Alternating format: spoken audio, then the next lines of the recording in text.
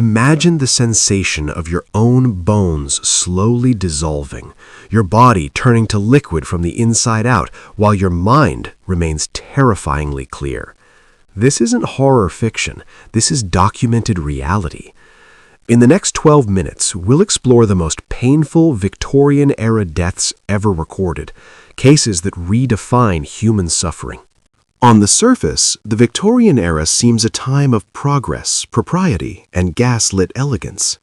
Yet historical records reveal a darker truth. Between 1837 and 1901, in the heart of the Industrial Revolution, approximately thousands met ends so gruesome they defy modern comprehension. We've compiled the 5 most horrifying cases that demonstrate why these deaths are among the most agonizing ever documented, born from an age where safety was an afterthought and agony was often prolonged. Our first case comes from a London steam laundry in 1888. John Clements, a 24-year-old boilerman, was a familiar figure, shoveling coal to feed the insatiable boilers powering the washhouse. What began as a routine inspection of a faulty pressure valve rapidly deteriorated when the main boiler, weakened by corrosion, reached critical mass. The sequence of events was particularly brutal because Clements was directly atop the boiler when it exploded.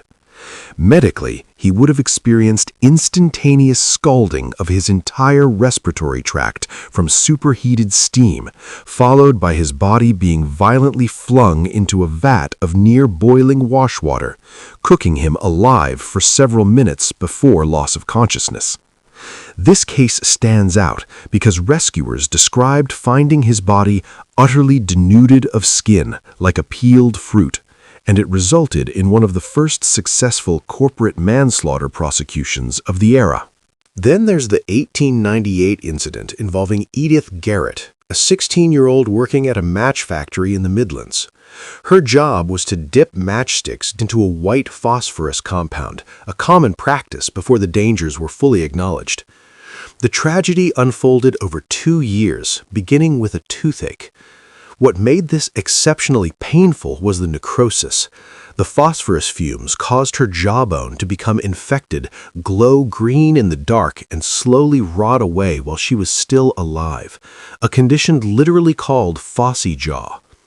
Forensic analysis suggests the victim remained conscious for most of the agonizing progression, experiencing a constant putrid drain of pus, bone fragments working through her gums, and horrific facial disfigurement.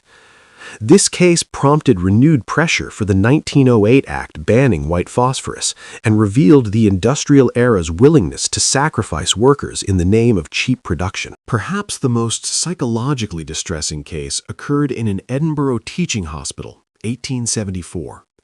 Alexander McGregor, a 30-year-old clerk, consented to surgery for a strangulated hernia, trusting in the era's advancing yet imperfect anesthesia. Unlike the previous cases, this involved the ultimate betrayal of trust, anesthetic failure. The pain here was multidimensional, the sensation of his abdomen being sliced open and intestines manually manipulated, combined with the sheer terror of being paralyzed and awake, unable to scream or signal his agony. The surgeon's notes, published later, described the patient's tears flowing copiously, and a rapid pulse of pure agony, though he completed the procedure believing the anesthesia was effective. This incident remains a cornerstone case in anesthesiology studies and serves as a cautionary lesson in the thin veil between medical advancement and primal suffering. Our fourth case demonstrates how fashion can turn deadly. Sarah Ann Palmer, a dressmaker in 1861, was preparing for a ball. Her crinoline hoop skirt a massive air-filled cage beneath her flimsy muslin dress. The initial act of tidying her mantelpiece gave no indication of what would follow. Her skirt brushed the fireplace grate, igniting instantly. The balloon-like structure trapped oxygen, engulfing her in a fireball in seconds. Medical experts later determined the peak pain would have occurred during the initial 20 to 30 seconds of full-body burning before shock set in, with the stiffened fabric acting like a wick, melting her skin and undergarments onto her flesh. What makes this case especially haunting is that her two sisters, rushing to help, also caught fire, and all three perished, and it led to widespread public warnings and the eventual decline of the highly flammable crinoline. Finally, we examine what many consider the definitive Victorian industrial death. In 1850, laborer Thomas Brown worked at a Purfleet chalk works, where limestone was baked in immense open-topped kilns.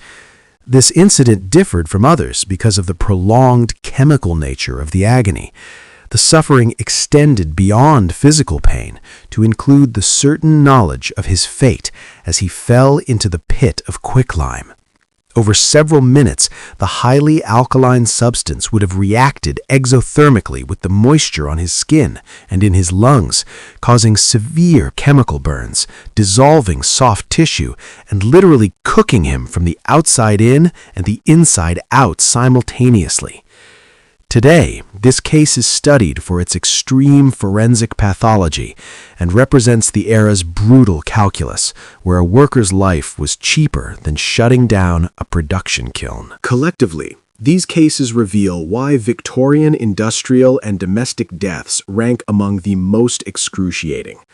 Scientifically, they involve multiple simultaneous pain pathways: thermal, chemical, mechanical, and ischemic, that overwhelm the body's endogenous opioid systems. The nervous system responds with a pain wind-up, where signals amplify rather than diminish, creating a cascade of suffering that can prolong consciousness and awareness far beyond what the body can handle. Understanding this physiology helps explain why survivors of lesser incidents described pain so intense it created permanent psychic trauma, a condition we now recognize as a precursor to complex PTSD. While these represent extreme cases, they offer crucial safety insights. First, technological progress without parallel safety regulation is a recipe for catastrophe. Second, the most mundane objects, a skirt, a match, a fireplace, can become instruments of death under the wrong conditions. Third, the value of a human life must be the primary metric in any industry. Awareness of these dangers doesn't mean living in fear. It means respecting the thin line between routine and catastrophe. These stories remind us that our modern safety protocols are written in the blood and agony of those who came before us. If this exploration into morbid reality resonated with you, subscribe Diagram Lore for more documented journeys into the darkest corners of human experience. Hit the bell icon to join our community of curious minds. What topic should we investigate next? Share your suggestions below. Until then, stay informed and stay safe.